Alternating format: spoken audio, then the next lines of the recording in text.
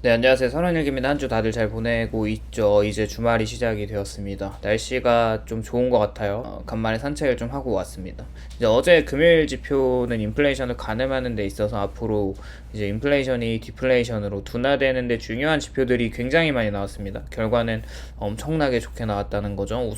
우선 고용은 본격적으로 둔화가 되는 상황으로 실업률이 3.8%에서 3.9%로 늘어났고, 목요일 ADP 민간에서 나오는 비농업 고용지수가 11만 명 정도에서 15만 명의 컨센을 하회하면서, 사실 그동안 사실 ADP라고 하는 짭비농이 나오는 지표는 9월 달에도 컨센보다 낮게 나왔잖아요. 근데 그럼에도 불구하고 노동부에서 진짜 발표하는 찐 비농에서는 33만 명이나 되는 이제 컨센서스에 비해서 2배 정도 높은 일자리 수가 창출이 되면서, 이번에도 민간과 노동부 주관에서의 조사의 괴리가 분명히 존재할 거라고 생각을 하면서 확인을 했는데, 이제 노동부에서 발표한 이제 비농업 고용 지수가 180만 명보다 낮은 150만 명 정도 일자리가 창출되면서 이제 실업률도 이제 3.9%로 3.8에서 올라갔죠.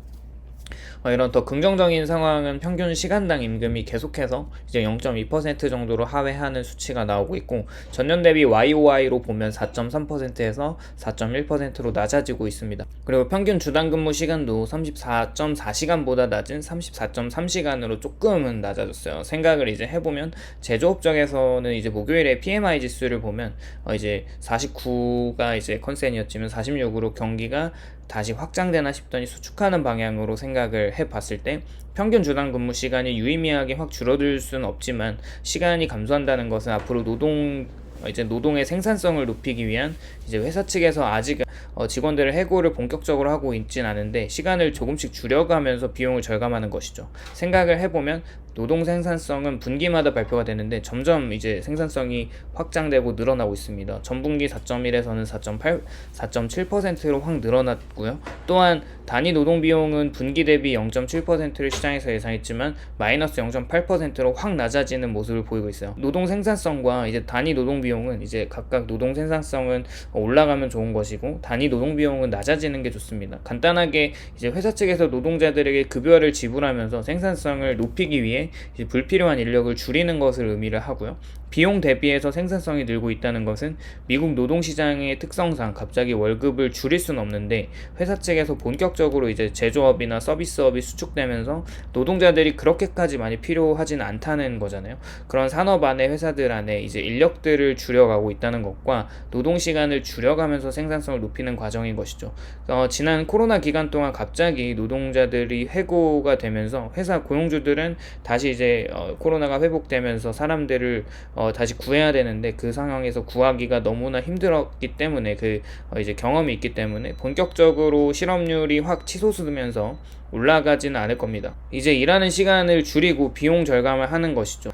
그렇게 보면 챌린저 고용 변화율에서 해고자 지수를 보면 8월 해고자 수가 이제 사실 7만 5천 명 정도였는데 점점 줄어들어서 지금은 10월 달에 해고자 수가 36,800명 정도라는 것밖에 안 되는 거 보면은 우선 계속해서 고용자 수는 줄여가는 거는 조금 제한시키면서 노동 생산성을 높이는 부분에 집중을 하고 있습니다. 우선 이렇게 ISM에서 나오는 비제조업 기업 활동 지수와 고용 지수, 구매자 지수를 보면 전월보다는 계속해서 지속적으로 감소하는 폭이 커지고 있다는 겁니다. 결국 모든 산업에 등락이 있듯이 한꺼번에 산업들이 갑자기 수직 낙하하는 것은 아니고, 이제 계절성을 따라서 어떤 산업은 잘 나가고 어떤 산업은 조금 힘든 업종들이 다 있는 거잖아요. 그렇게 마지막에 꺾이는 게 서비스 산업인 것을 보면, 현재 미국은 아직 50선에서 버티고 있는데 조만간 50 밑으로 서비스도 내려오는 과정이면 분명하다고 생각을 하고 있습니다. 덕분에 미국의 3대 지수는 유의미한 상승을 계속 보여주었고요. 다우는 0.75% 상승했고 S&P와 나스닥은 각각 1% 이상 상승을 해주면서 이번 주 FOMC 이후에 산타랠리가 찾아온 듯한 느낌이 들기도 합니다. 채권은 10년물 기준으로 4.6% 아래로 떨어지면서 종가 기준은 4.567까지 내려왔어요. 월가에서는 숏 포지션을 들고 있던 헤지펀드들의 청산이 일어났다고 보고 있기도 합니다. 달러 인덱스는 1% 넘게 하락을 했고, 원달러 환율에도 영향을 이제 미쳐서 거의 환율은 2% 가까이 달러가 약세를 보이면서 달러 투자자들에게는 달러 매수 기회를 주고 있기도 한 것 같고, 저는 한 주 거의 5%에 빠르게 4.5%까지 하락한 채권 금리를 봤을 때 4.5% 라인이 강력한 하방 지지선이라고 좀 보고 있어서 내일 이제 환전을 좀 하고 잠깐 TLT의 매수는 기다리면서 관망을 하려고 합니다. 시장은 금리 인상을 안 해도 되는 지표가 확인 확인됨에 따라 주식시장은 강력한 상승을 하고 있고 초근시안적인 움직임을 보이고 있습니다. 물론 모멘텀을 무시할 수는 없습니다. 그러나 현재 마켓 드라이버는 미국의 기준금리와 10년물 장기금리인 것은 분명한 것 같습니다. 우선 FOMC에서 연준의 부의장이 반은 비둘기 같은 모습을 보이고 있고, 역시 매파 중에 매파인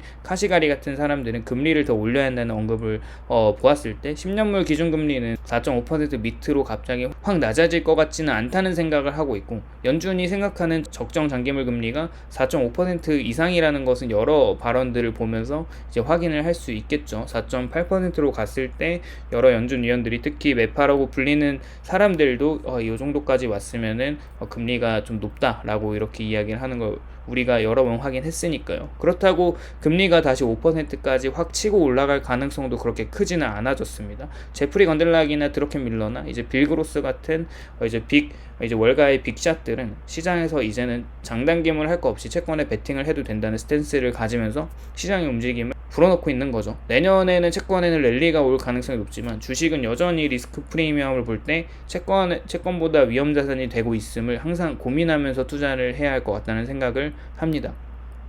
물론 섹터별로 저평가된 주식들이 많이 있는데, 지금은 작년 침체를 경고했듯 채권의 확정금리를 먹으면서 리스크를 대비하는 게 좋다는 생각을 하고 있고요. 4분기의 지표들을 계속해서 지켜보면서 모니터링 하도록 할게요. 오늘은 여기까지 이야기를 하겠고요. 오늘도 시청해주셔서 감사드리고요. 도움이 되셨다면 좋아요와 구독을 부탁드립니다. 감사합니다.